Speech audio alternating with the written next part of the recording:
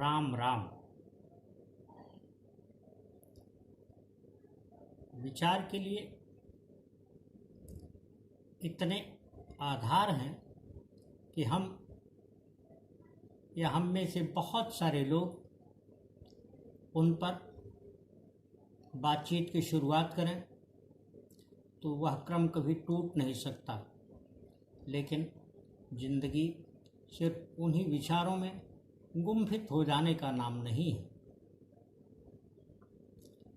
आज चर्चा का विषय यह धरती है, यह भूमि है जिसकी न केवल भारत में बल्कि दुनिया के विभिन्न क्षेत्रों में लोगों ने अलग अलग ढंग से व्याख्याएं की हैं, इसको अलग अलग ढंग से पहचाना है और परिभाषा दी है। धरती पर हम मनुष्य एक कण के समान हैं, अधिकतर तो एक अणु के समान। किंतु इसी धरती पर कोई अपने लिए 2 गज जमीन की आस लिए पूरी जिंदगी बिता देता है और कोई इस पर साम्राज्य करने के लिए संपूर्ण धरती पर एक छत्र राज करने के लिए। हालांकि अभी तक दुनिया में ऐसा कोई नहीं हुआ है जिसकी यह अभिलाषा किसी रूप में पूरी हुई हो। मनुष्य अधिकतम इसके एक भूखंड पर किसी एक भाग पर कब्जा करता है, उस पर अपना विस्तार यथासंभव अपनी सामर्थ्य के अनुसार करता है, किंतु एक दिन वह चला जाता है सब कुछ छोड़कर। यह धरती कहा गया है कि धरती यह वीरों के भोग के लिए है, वीर भोग्या वसुंधरा।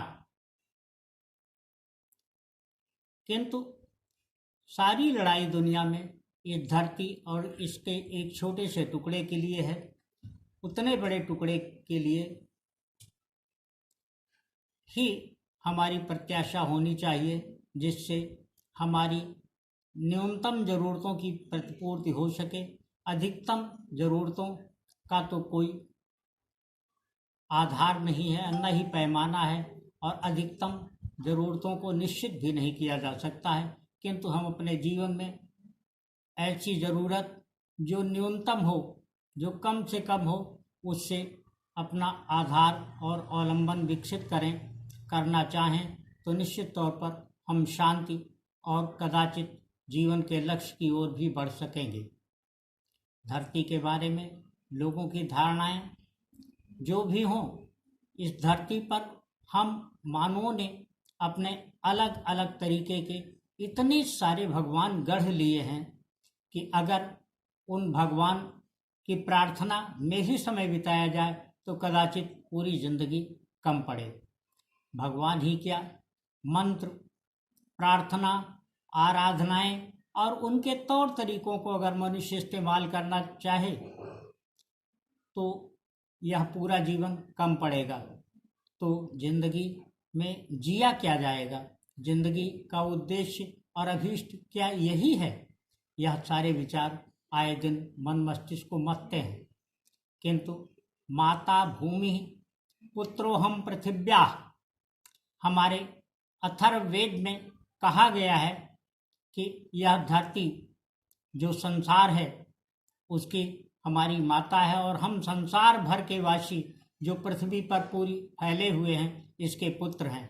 किंतु हम भारतीय जहाँ एक तरफ वसुधैव कुटुंबकम की बात करते हैं, वहीं पर जब केवल भारतीय होने पर गर्व करते हैं, केवल इस धरती का वासी होने पर जो भारत भूमि की है उसी पर गर्व करते हैं, तो संकीर्णता का सा आभास होता है। हमें इस संकीर्णता में फंसने की आवश्यकता नहीं है। ये सब राजनीतिक विचारों के तहत है, लोग इसको समझने में भूल कर रहे हैं। यह भूमि कम से कम मानवता के हित में नहीं है। इस संसार में जितने भी लोग हैं वो सब मनुष्य हैं और मनुष्य रूप में ही न केवल पैदा हुए हैं बल्कि उनको इस धरती से मनुष्य रूप में ही जाना है, लेकिन हम अपनी संकीर्णताओं में उन्हें बांटकर, उन्हें विभिन्न भागों में रखकर, उन्हें अलग अलग तरीके से देखते हुए जो है अपने मन में संकीर्णता पैदा कर लेते हैं।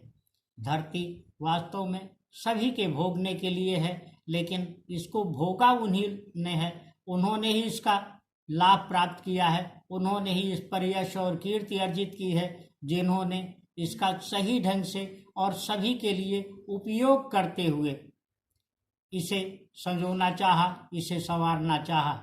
इसलिए जो है धरती के बारे में लोगों का अपना अपना सोच नहीं रह सकता। हर किसी के सोच को एकाग्र करना होगा, क्योंकि यह धरती किसी एक के लिए नहीं है। यह धरती न जाने कितने लोगों ने इस पर अब तक जिया है और जी रहे हैं। आगे कितने लोग आएंगे जाएंगे, उनका कोई परिमापन संभव नहीं है। एक महत्वपूर्ण बात जो इस संदर्भ में हमें समझ में आती है वो ये है कि हम इस पूरी धरती से प्रेम करें, समस्त धरतीवासियों से प्रेम करें, क्योंकि इस धरती पर हम सभी एक ही हैं।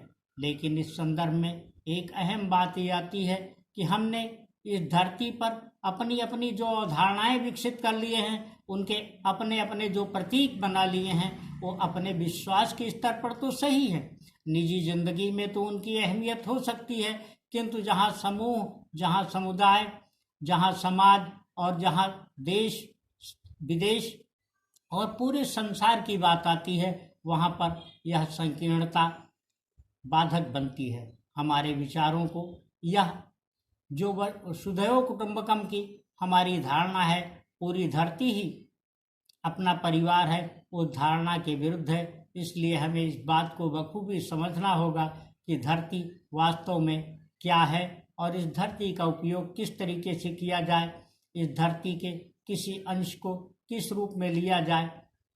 इसीलिए धरती के पूजा की बात की गई है, धरती की प्रार्थना की बात की गई है। इसीलिए हमारी भारतीय मनीषा में इसे माता का नाम दिया गया है। माता वास्तव में धरती है। जिन देवताओं को हमने गढ़े हैं, उनके आदर्शों, उनकी कृतियों के आधार पर उनको प्रस्थापित किया है, उनको मान्यताएं दी हैं, वो देवता वास्तव में हमारे अपने मन, हमारे अपने मस्तिष्क की खोज हैं। किंतु वास्तव में अगर कोई धरती पर देवता है तो वह माँ और बाप ही हो सकते हैं, जो किसी भी स्थिति में हमारे पुकारने पर तत्काल हमारे सामने होते हैं। हम अगर अपने माँ बाप को अपनी धारणा में धारण करके उनको अपने देवता, अपनी देवी के रूप में अपने मन में प्रतिष्ठापित करें, तो स्थिति जो बनेगी वह अत्यंत सुखद होगी। इसीलिए यह बात कही गई है कि हम सब धरती के वासी हैं और इस धरती पर, धरती ही, पृथ्वी ही हमारी माता है।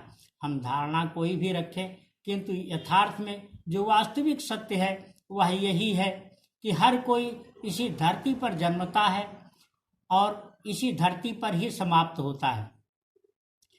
यह धरती हमेशा हमसे अपना अगाध लगाव रखती है। अगाध लगाव की इस भाषा को, अगाध लगाव की इस स्थिति को, अगाध लगाव के इस स्वरूप को इस रूप में समझा जा सकता है कि धरती हमें कभी छोड़ना नहीं चाहती जब तक कि हम स्वयं इसे छोड़ना न चाहें। हम धरती से ऊपर उड़ान भर सकते हैं, लेकिन बाद में हमें पुनः इसी धरती पर आना होता है और इसी धरती पर ही हम अपनी इह लीला को समाप्त करना पड़ता है। इसलिए धरती के प्रति प्रेम, धरती के कण कण से प्रेम ही वास्तविक प्रेम है। और यह प्रेम अगर हम अपने जीवन में बनाए रख सकेंगे तो ऐसी स्थिति जो बनेगी वह हमें निरंतर इस धरती का बना करके रखेगी। यह धरती ही तो हमें सब कुछ देती है। पृथ्वी ने ही हमें सब कुछ दिया है, हमारा पोषण करती है। हम एक बार सोचें, इस धरती से अधिक ज़्यादा हमारे लिए सुखद, हमें सुख देने वाला और हमारे लिए पूजनीय कौन हो सकता है। यह धरती ही तो समस्त प्रकार से हमें सारी चीज़ें उपलब्ध कराती है। हमारी दैनिक आवश्यकता की जितनी भी वस्तुएं हैं सब इस धरती से ही निकली हैं, इस धरती पर ही विकसित हुए हैं और यहीं पर उत्पन्न चीज़ों से, यहीं पर उत्पन्न खाद्यान्न से हमारा पोषण होता है। तो हमें धरती से ही प्रेम करना चाहिए और इसी के प्रति अपनी अगाध श्रद्धा रखनी चाहिए। धरती से अधिक पूजनीय कुछ नहीं है और धरती पर अगर कोई दूसरा पूजनीय है तो वह है हमारी माँ, हमारे पिता। माँ और बाप ही वास्तव में वह ईश्वर हैं जो न केवल हमारे जन्मदाता हैं, न केवल हमारे पोषक हैं, बल्कि हमारे जीवन को वही आधार और अवलंबन भी देते हैं। और यह सिलसिला आदिकाल से, सनातन काल से या पृथ्वी पर मनुष्य के आने के समय से चला आया है। वही संतति, उसी का प्रवाह ही निरंतर चिरंतन ढंग से होता रहा है। इसलिए हम इस बात को समझें और धरती को हम इस तरीके से प्यार करें, इस तरीके से इसके साथ स्नेह करें कि इसे चोट कहीं किसी रूप में न लगे। धरती वास्तव में हमारे लिए सभी सुख सुविधा का सारा इंतज़ाम करती है। वह धरती ही है जो हमें उनके लिए संसाधन उपलब्ध कराती है। इसलिए धरती को खंडों में बांटकर हमें नहीं रखना चाहिए। इस धरती पर दूसरे जो भी तत्व हैं, चाहे वह रोशनी के रूप में हो, चाहे वह हवा के रूप में हो, चाहे वह जल के रूप में हो, वो इस धरती का बंटवारा नहीं करते हैं। वो इस धरती पर कहीं कम या कहीं अधिक मात्रा में नहीं होते हैं, बल्कि इस धरती के लिए वो सब धरती पर सभी को समान रूप से उपलब्ध हैं। फिर ऐसी स्थिति क्यों आए कि हम इस धरती को अलग अलग खंडों में बांट करके देखें। हम सभी इस धरती के प्रति प्रेम करें और इस धरती को ही अपनी माँ मान करके, अपनी प्रथम पूजित माँ मान करके, अपना प्रथम पूजित पिता मान करके अगर हम इसकी सेवा में निरंतर अपना जीवन दें तो कितनी बढ़िया बात है, कितनी अच्छी बात होगी। इसीलिए कहा गया है कि इच्छा है इस जन्मभूमि पर सत सत बार जन्म लें हम, सत सत बार इसी की सेवा में अपना जीवन दें हम। और वह जन्मभूमि किसी खंड में नहीं, यह संपूर्ण धरती है। यही हमारी जन्मभूमि है, यही हमारी माता है, यही हमारा पिता है और यही हमारा सभी प्रकार से पोषण करता है और यही सुखदाता है। इसको समझने की हम सब चेष्टा करें। यह समझना कतई किसी रूप में भी जो है कठिन नहीं है, किंतु एक बात सबसे अहम वो ये कि हम इस धरती को अलग अलग खंडों में बांट करके न देखें, बल्कि संपूर्ण धरती की सेवा के लिए अपनी क्षमता को, अपनी शक्ति को बढ़ाएं। आज संसार में जो कुछ भी है, प्रथम दृष्टया भौतिक जगत में प्राकृतिक वनस्पतियों को छोड़ करके, कुछ पत्थर और पहाड़ों को छोड़ करके, तो जो है वह सब हमारी अपनी कृति है, हम मनुष्यों की ही कृति है। इसका आशय है कि इस धरती पर अगर कोई इसका विकास करने वाला, इसको हरा भरा रूप देने वाला है तो हमारे जैसे मनुष्य ही हैं। तो क्यों ना हम सभी इस धरती को सजाएं और इसको संवारने की कोशिश करें। सभी इस प्रकार से आचरण करें कि इस धरती पर ऐसी कोई विकृति न पैदा हो, हमारे किसी भी कर्म से, हमारे किसी भी कार्य से, किसी भी प्रकार के व्यवहार से ऐसी स्थिति न हो जिससे हम इसके स्वरूप को बिगाड़ें, बल्कि इसको और अधिक सस्य श्यामला बनाएं। इसी कामना के साथ राम राम।